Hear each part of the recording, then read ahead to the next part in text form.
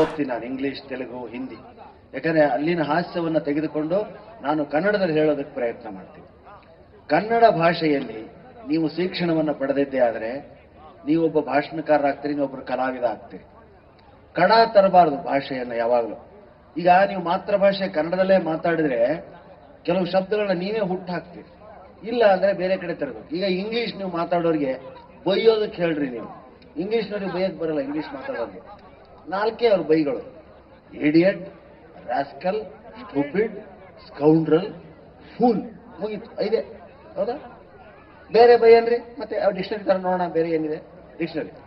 ಅದೇ ಕನ್ನಡದಲ್ಲಿ ಬೈರಿ ನೀವು, ಬೆಳಗಿನವರೆಗೂ ಬೈತೀರ. ಅವನೇ ಕೈ ಮುಗ ಸಾಕು, ಬಡ್ಡಿ ಮಗನೇ ಬೈಬೇಡ. ಬರೀ ಅವನೊಂದೇ ಭಯ ಇಲ್ಲ, ಅವನು ಪೂರ್ವಿಕರನ್ನು ತರ್ತೀರಿ, ಅಜ್ಜ, ಅಜ್ಜಿ, ಅಕ್ಕ, ಅಮ್ಮ, ತಮ್ಮ ಎಲ್ಲಾರು. ಅಂದ್ರೆ ನೀವು ಕನ್ನಡದಲ್ಲಿ ಮಾತಾಡೋದ್ರಿಂದ ನೀವೇ ಸ್ವಂತ ಶಬ್ದಗಳನ್ನ ಹುಟ್ಟು ಹಾಕ್ತೀರಾ. ಹಾಗೆ ಸತ್ತೆ ಅನ್ನೋದಕ್ಕೆ ಇಂಗ್ಲಿಷಲ್ಲಿ ಒಂದೋ ಎರಡೋ: dead, died, expired, passed away, no more, ಮತ್ತೆ ಇಷ್ಟೇ ಅಲ್ವಾ? ಕನ್ನಡದಲ್ಲಿ ಸತ್ತ ಅಂತ ಹೇಳಿ ನೋಡೋಣ. ಸತ್ತ, ನೆಗೆದು ಬಿದ್ದ, ಕೊಟಕ್ಕಂದ, ಬಾಯಲ್ಲಿ ಮಣ್ಣು ಹಾಕೊಂಡ, ಬೆಳೆ ಬಟ್ಟೆ ಹೊಸ್ಕೊಂಡ, ಮನೆ ಮುಂದೆ ಹೊಗೆ ಹಾಕಿಸ್ಕೊಂಡ, ಔಟ್ ಆದ, ಡೆಮ್ಮಂದ, ಮತ್ತೆ ನಿಗರ್ಕಂಡ. ಮತ್ತೇನು ಹೇಳ್ರಿ? ಎಷ್ಟು ಬಗೆಯಾಗಿ ಕೊಲ್ತಿರ್ರಿ ಅವನ್ನ. ಇಂಗ್ಲಿಷಲ್ಲಿ ಪಾಪ ಎಕ್ಸ್ಪರ್ಟು, ಡಿಮೈಸು, ಪಾಸ್ಡವೆ. ಕನ್ನಡದಲ್ಲಿ ಬೆಳಗಿನವರೆಗೂ ಸಾಯಿಸ್ತೀವಿ ಒಂದ್ಸಾರಿ ಸತ್ತವನು. ಅದೇ ಭಾಷೆಗೆ, ಮಾತ್ರ ಭಾಷೆಗಿರ್ತಕ್ಕಂಥ ತಾಕತ್ತು ಸ್ನೇಹಿತರೆ. ಆ ಭಾಷೆಯಲ್ಲಿ ನೀವೇ ಹೊಸ ಶಬ್ದಗಳು ಹುಟ್ಟಾಕ್ತೀವಿ. ನಮ್ಮ ಕಡೆ ಇನ್ನು ಉತ್ತರ ಕರ್ನಾಟಕದಲ್ಲಿ ಸತ್ತ ಅನ್ನೋದಕ್ಕೆ ವಿಶೇಷವಾದ ಶಬ್ದ ಇಲ್ಲೇ, ಅದು ಯಾವ ಡಿಕ್ಷನರಿಲೂ ಸಿಗಲ್ಲ. ಏನು? ಮಿಂಡ್ರಿಕೊಂಡು ಹೋದ. ನಾನು ಎಷ್ಟು ಓದಿದ್ದೀನಪ್ಪ, ಎಲ್ಲೂ ಇಂಥ ಶಬ್ದ ಸಿಗಲಿಲ್ಲ ನನಗೆ. ಯಾಕೆ? ಮಾತೃ ಭಾಷೆ ನಮಗೆ ಸ್ವಂತ ಶಬ್ದಗಳನ್ನು ಹುಟ್ಟು ಹಾಕಿ ಹೇಳುವಂತ ಶಕ್ತಿಯನ್ನು ಕೊಡುತ್ತೆ. ಅದಕ್ಕೆ ಮಕ್ಕಳಿಗೆ ಪ್ರಾಥಮಿಕ ಶಿಕ್ಷಣವನ್ನ ಮಾತೃಭಾಷೆಯಲ್ಲೇ ಕೊಡಿ, ಆಗ ಅವರು ಆತ್ಮವಿಶ್ವಾಸದಿಂದ ಬೆಳೀತಾರೆ. ನೋಡಿ, ನಾವೀಗ ನಿಂತಿದ್ದೀವಲ್ಲ, ಸುತ್ತ ಬಿಲ್ಡಿಂಗ್ ಇದೆ, ಅದೆಲ್ಲ ಬೇರೆ ಭಾಷೆಗಳು, ಹಿಂದಿ, ಮರಾಠಿ, ತೆಲುಗು, ತಮಿಳು, ಅದೆಲ್ಲ ಕಲಿಬೇಕು. ಯಾಕಂದ್ರೆ ಅದಿದ್ರೆ ಇದು ಸೇಫ್ ಇರ್ತದೆ. ಆದ್ರೆ ಇದು ಮಾತ್ರ ಕನ್ನಡದಾಗಿರಬೇಕು. ಕಣ್ಣು ಕನ್ನಡ, ಕನ್ನಡಕ ಇಂಗ್ಲಿಷು. ನಾವಿವತ್ತು ಕಣ್ಣು ಇಲ್ದೇನೆ ಬರೀ ಕನ್ನಡಕ ಹಾಕೊಂಡೆ ಇಂಗ್ಲಿಷಲ್ಲಿ ಮಾತಾಡಕ್ ಹೋಗ್ತೀವಿ. ಹೀಗಾಗಿ ಅದು ಬರಲ್ಲ. ಕೆಲವರು ಟಿವಿಲಿ ಆಂಕರ್ಗಳು ಹೋಗಿ ಯಾರೋ ಹೀರೋಯಿನ್ ಹಿಡಿತಾರೆ, ಅವಳು 50 ಸಿನಿಮಾ ಮಾಡಿರ್ತಾಳೆ, ನೀವು ನೋಡಿಬೇಕಲ್ಲ. ಮೇಡಮ್, ನಿಮಗೆ ಕನ್ನಡದಲ್ಲಿ ಯಾವ ಚಿತ್ರ ತುಂಬಾ ಇಷ್ಟ, ನೀವು ಯಾವ ಹೀರೋನ ಇಷ್ಟಪಡ್ತೀರಿ ಅಂತ ಕೇಳಿದೆ. 50 ಸಿನಿಮಾ ಮಾಡುತ್ತಾಳೆ, ಕನ್ನಡ ಸರಿ ಬರ್ತಿರಲ್ಲ ಅವಳಿಗೆ. ಆಕ್ಚುಲಿ ನನಗೆ ಬಂದ್ಬಿಟ್ಟು ಆಕ್ಚುಲಿ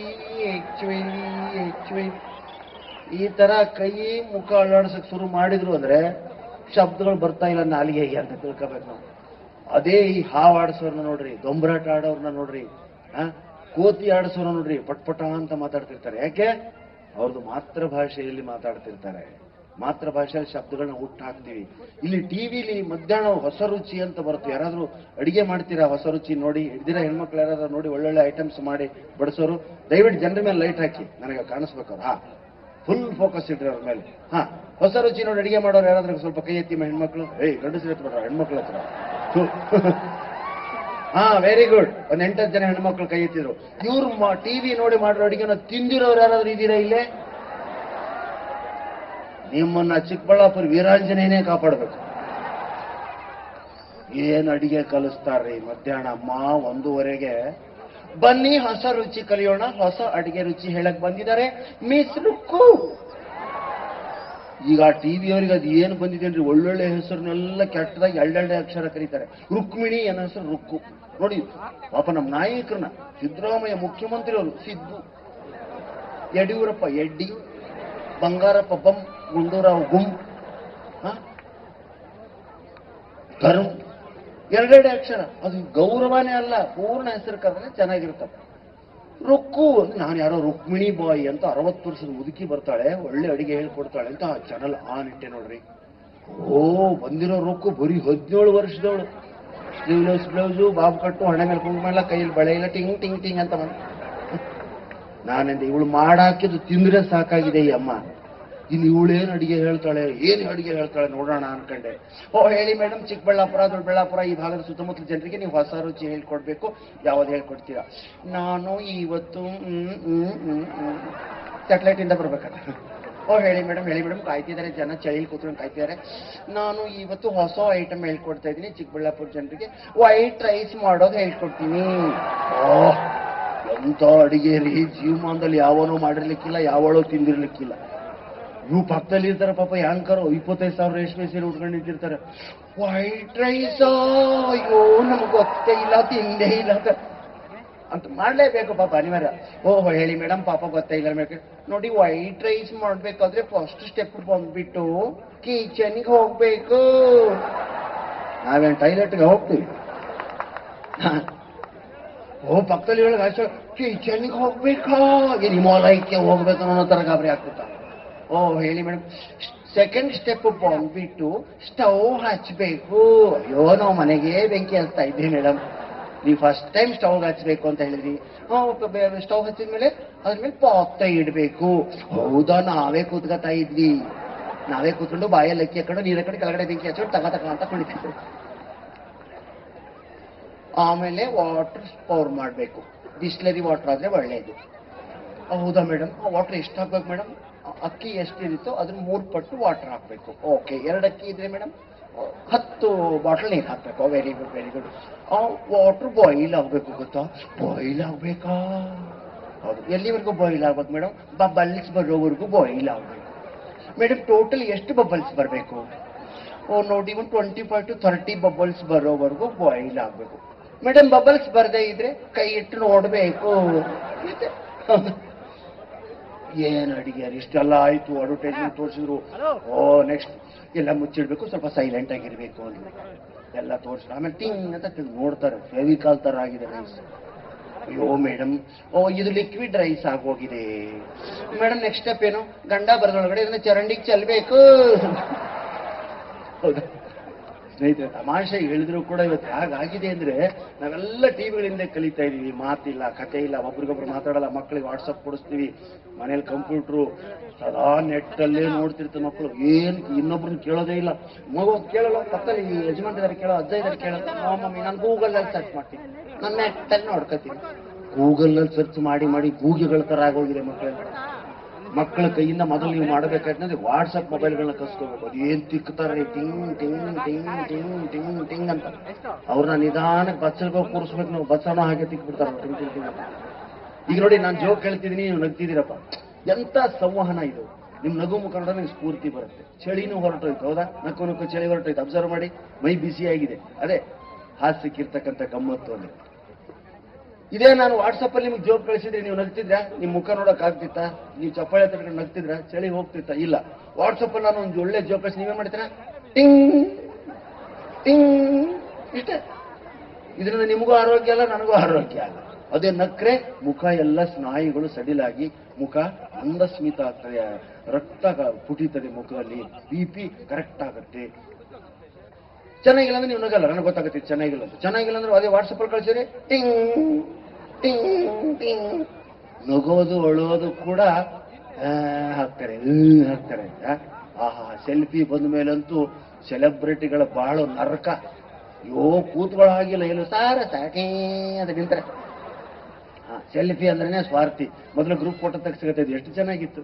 ಎಲ್ಲ ನಿಂತ್ಕೊಂಡು 10 ವರ್ಷದ ಮೇಲೆ ಬ್ಲಾಕ್ ಅಂಡ್ ವೈಟ್ ಫೋಟೋ ನೋಡಿದ್ರೆ, ಓ ಇವಳೆಲ್ಲಿದ್ದಾಳ ಏನೋ, ಈ ಮೇಸ್ಟ್ ಎಲ್ಲಿದ್ದಾರ ಏನೋ, ನಾನು ಎಷ್ಟು ಚಿಕ್ಕವನಾಗಿದ್ದೀನಿ, ಇನ್ನು ಮೀಸೆನೇ ಬಂದಿಲ್ಲ, ಕೈಯಲ್ಲಿ ವಾಚ್ ಇದೆ, ಈ ವಾಚ್ ಎಲ್ಲೋಯ್ತೋ, ಕಳ್ಕೊಂಡು ಎಷ್ಟು ನೆನಪುಗಳು ಬರ್ತವೆ. ಸೆಲ್ಫಿಲಿ ಏನೂ ಇಲ್ಲ.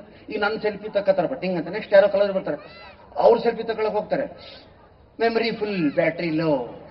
ಅಯ್ಯೋ ಮೆಮರಿ ಫುಲ್ ಆಗಿದೆ, ಅಯ್ಯೋ ಪ್ರಾಣೇಶನ್ ಡಿಲೀಟ್ ಮಾಡೋ, ನೆಕ್ಸ್ಟ್ ಇವ್ರ ತಗ. ಒಂದೇ ದಿವಸದಲ್ಲಿ 10 ಮಂದಿ ಡಿಲೀಟ್ ಮಾಡ್ತಾರೆ, 9ನೇ ತಗೊಳ್ತಾರೆ. ಹೌದಾ?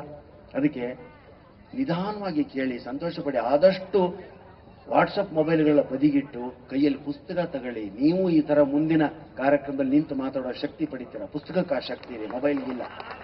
ಮೊಬೈಲ್ನಲ್ಲಿ ನೋಡಿದ್ದು, ಮೊಬೈಲ್ನಲ್ಲಿ ಓದಿದ್ದು ಬೇಗ ಮರ್ತೋಗುತ್ತೆ. ಪುಸ್ತಕದಲ್ಲಿ ಓದಿದ್ದು 57 ವರ್ಷ ಆದ್ರೂ ನನಗೆ ಜ್ಞಾಪಕದಲ್ಲಿ. ನಮ್ಮಲ್ಲಿ ತೆಲುಗು, ನಿಮ್ಗೆ ಹೇಗೆ ಸುತ್ತಮುತ್ತ ತೆಲುಗು ಇದೆ, ನಮಗೂ ಹಾಗೆ ತೆಲುಗು ಅಲ್ಲಿ ಬಹಳ ಸ್ಟ್ಯಾಂಡರ್ಡ್ ಹಾಸ್ಯ. ನಾವು ತುಂಬಾ ಚೆನ್ನಾಗಿ ನೋಡ್ರೆ ಶಬ್ದಗಳಲ್ಲಿ ಎಷ್ಟು ಚೆನ್ನಾಗಿರುತ್ತೆ ಅಂದ್ರೆ, ಕನ್ನಡದಲ್ಲೂ ತುಂಬಾ ಆ ಥರದ್ದು ಇವತ್ತು ಸಮಯ ಇಲ್ಲ, ಒಂದೆರಡು ತೆಲುಗುದು ಹೇಳ್ತೀನಿ ಅಷ್ಟೇ. ఏంటంటే ప్రేమలేఖ రాసి నేను పెళ్లి చేసుకున్నాను. ప్రేమలేఖ రాసి పెళ్లి చేసుకున్నాను. 3 నెలల్లో విడాకులైపోయింది. ఫ్రెండ్ కేಳಿದಂತೆ, ఏమరా ప్రేమలేఖ రాసి పెళ్లి చేసుకున్నావు, 3 నెలల్లో విడాకులైపోయిందిరా, ఎందుకురా?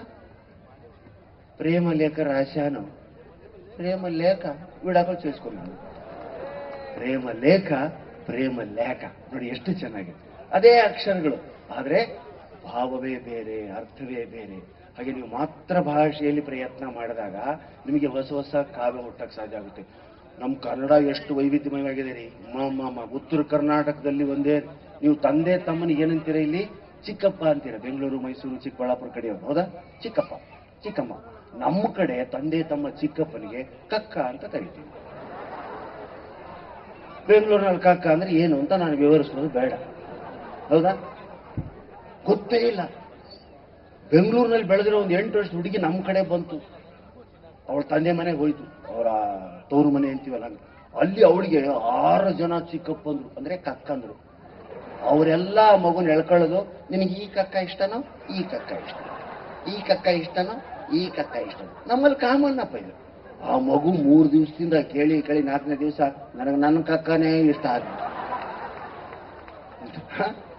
ಶಬ್ದಗಳಲ್ಲಿ, ಭಾಷೆಯಲ್ಲಿ ಹೇಗೆ ನೀವು ಹಾಸ್ಯ ಹುಡುಕ್ಬೋದು ಅಂದ್ರೆ, ಅದಕ್ಕೆ ಮಾತಾಡಿ 24 ಗಂಟೆ ಕೈಯಲ್ಲಿ ಮೊಬೈಲ್ ಹಿಡ್ಕೊಂಡು ಕೂತ್ಕೋಬೇಡಿ. ಪುಸ್ತಕ ಮೊಬೈಲ್ ಅಕ್ಕಪಕ್ಕದಲ್ಲಿದ್ದುವಂತೆ. ಪುಸ್ತಕ ಹೇಳ್ತಂತೆ, ತಲೆ ತಗ್ಗಿಸಿ ನನ್ನನ್ನೊಮ್ಮೆ ಓದು, ನಿನ್ನನ್ನು ತಲೆ ಎತ್ತಿ ನಿಲ್ಲುವಂತೆ ಮಾಡುತ್ತೇನೆ. ತಲೆ ತಗ್ಗಿಸಿ ನನ್ನನ್ನೊಮ್ಮೆ ಓದು, ನಿನ್ನನ್ನು ತಲೆ ಎತ್ತಿ ನಿಲ್ಲುವಂತೆ ಮಾಡುತ್ತೇನೆ. 150 ರೂಪಾಯಿ ಬುಕ್ಕೆ ಈ ತರ ಹೇಳ್ತು. ನಾನು 30,000 ಮೊಬೈಲು, ನಾನ್ಯಾಕೆ ಸುಮ್ಮನಿರ್ಬೇಕು ಅಂತಂತೆ ಮೊಬೈಲು. ಅದು ಹೇಳ್ತಂತೆ, ತಲೆ ತಗ್ಗಿಸಿ ನನ್ನನ್ನೊಮ್ಮೆ ಒತ್ತು, ತಲೆ ತಗ್ಗಿಸಿ ನನ್ನನ್ನೊಮ್ಮೆ ಒತ್ತು, ನಿನ್ನನ್ನು ತಲೆ ಎತ್ತದಂತೆ ಮಾಡುತ್ತೇನೆ. ಪುಸ್ತಕ ಓದ್ದವನು ನಿಮ್ಮಂಥವ್ರ ಮುಂದೆ ಬಂದು ತಲೆ ಎತ್ಕೊಂಡು ನಿಂತ್ಕೊತಾನೆ. ಮೊಬೈಲ್ ಓದ್ದವನು ಚರಂಡಿಗೆ ಬೀಳ್ತಾನೆ, ಟಿಂಗ್ ಟಿಂಗ್ ಟಿಂಗ್ ಮಾಡ್ತಾ ಡುಮ್ ಅಂತ, ಹೌದಾ?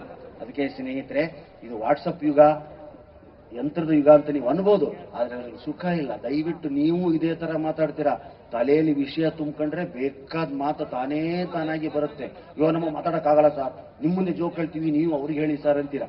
ನೀವು ಹೇಳ್ಬೋದು, ಆದ್ರೆ ತುಂಬಾ ಓದಬೇಕು. ಓದಿದ್ರೆ ನಿಮಗೆ ಕಾಲಲ್ಲಿ ಶಕ್ತಿ ಬರುತ್ತೆ, ತಲೆಯಲ್ಲಿ ಬುದ್ಧಿ ಬರುತ್ತೆ. ನಿಂತ್ಕೊಂಡು ಹೇಳ್ತಾರೆ ಹೇಳ್ಬೇಕು ಅಂತ. ನಾನು ಬೀಚಿಯವರ ಕೃತಿಗಳನ್ನ ಓದಿದಾಗ ಇದನ್ನ ಜನರಿಗೆ ಹೇಳಬೇಕು ಅಂತ 26 ವರ್ಷದಿಂದ ಇದು ಶುರು ಮಾಡಿದೆ. ಇವತ್ತಿಗೂ ನಾನ್ ಸ್ಟಾಪ್. ನೀವು ಕರೀತಾ ಇದ್ದೀರಿ, ಇಷ್ಟು ಟಿವಿ ನೋಡಿದ್ರು ಕೂಡ ನಮ್ಮನ್ನು ಕರೀತಿದ್ದೀರಿ. ನಾವು ಹೇಳಿದ್ರು ಕೇಳ್ತಾ ಇದ್ದೀರಿ ಅಂದ್ರೆ, ಏನ್ ಹೇಳಿದ್ದೆ ಹೇಳಕ್ ನಮಗ್ ನಾಚಿಕೆ ಇಲ್ವೋ? ಕೇಳಿದ್ದೆ ಕೇಳಕ್ಕೆ ನಾನಂದಿಲ್ಲ ಆ ಮಾತು. ಆದ್ರೂ ನಿಮ್ಮ ಅಭಿಮಾನ ಬಹಳ ದೊಡ್ಡದು. ಅದ್ಧೂರಿಯಾಗಿರ್ತಕ್ಕಂಥ ಈ ಚಿಕ್ಕಬಳ್ಳಾಪುರ ದಶಮಾನೋತ್ಸವ ನೋಡೋದಕ್ಕೆ ತುಂಬಾ ಸಂತೋಷ ಆಗಿದೆ. ಆದ್ರೆ ನಾನು ಹೇಳಿದ್ನಲ್ಲ, ತುಂಬಾ ಸಮಯ ಕಡಿಮೆ ಇದೆ. ಸಮಯ ಕಡಿಮೆ ಇರೋದ್ರಿಂದ ಮತ್ತೊಮ್ಮೆ ಸಪರೇಟ್ ಕಾರ್ಯಕ್ರಮದಲ್ಲಿ ನಾವು ನೀವು ಇನ್ನಷ್ಟು ಹಾಸ್ಯವನ್ನು ಹಂಚಿಕೊಳ್ಳೋಣ. ಅನೇಕ ಕಲಾವಿದರು ಕ್ಯೂನಲ್ಲಿದ್ದಾರೆ, ನಿಮ್ಮನ್ನು ರಂಜಿಸಬೇಕು, ನಿಮ್ಮ ಚಳಿ ಹೋಗಲಾಡಿಸಬೇಕು ಅಂತ ಹೇಳಿ. ತಾವೂ ಕೂಡ ಕಾರ್ಯಕ್ರಮದಲ್ಲಿ ಕೊನೆಯವರೆಗೂ ಇದ್ದು ಕಾರ್ಯಕ್ರಮ ನೋಡಿ, ದಯವಿಟ್ಟು ಕನ್ನಡ ಭಾಷೆಯನ್ನು ಬೆಳೆಸಿ, ಕನ್ನಡದಲ್ಲಿ ಮಾತಾಡಿ. ಕನ್ನಡ ಒಂದೇ ನಮ್ಮ ಉಸಿರಾಗಬೇಕು. ಹಾಗಾದಾಗ ಮಾತ್ರ ನಾವು ಜಗತ್ತಿನಾದ್ಯಂತ ಮನ್ನಣೆಯನ್ನು ಪಡಿತೀವಿ ಅಂತ ಹೇಳ್ತಾ, ನಮ್ಮನ್ನು ಕರೆಸಿ ಗೌರವಿಸಿದಂತ ಈ ಜಿಲ್ಲಾಡಳಿತ ಸಮಿತಿಗೂ, ದಶಮಾನೋತ್ಸವ ಸಮಿತಿಗೂ, ಆಕು ಇಷ್ಟು ಸಾರಿ ನಮ್ಮನ್ನ ಟಿವಿ ನೋಡಿದ್ರು, ಕೇಳಿದ್ರು, ಮತ್ತೆ ಕೇಳ್ತಾ ಕೂತಿರೋದಕ್ಕಲ್ಲ, ಸಹಿಸಿಕೊಳ್ಳುತ್ತಿರೋದಕ್ಕೆ ವಂದಿಸ್ತಾ ನನ್ನ ಮಾತಿಗೆ ಮಂಗಳ ಹಾಡ್ತೇನೆ. ಜೈ ಹಿಂದ್, ಜೈ ಕನ್ನಡ.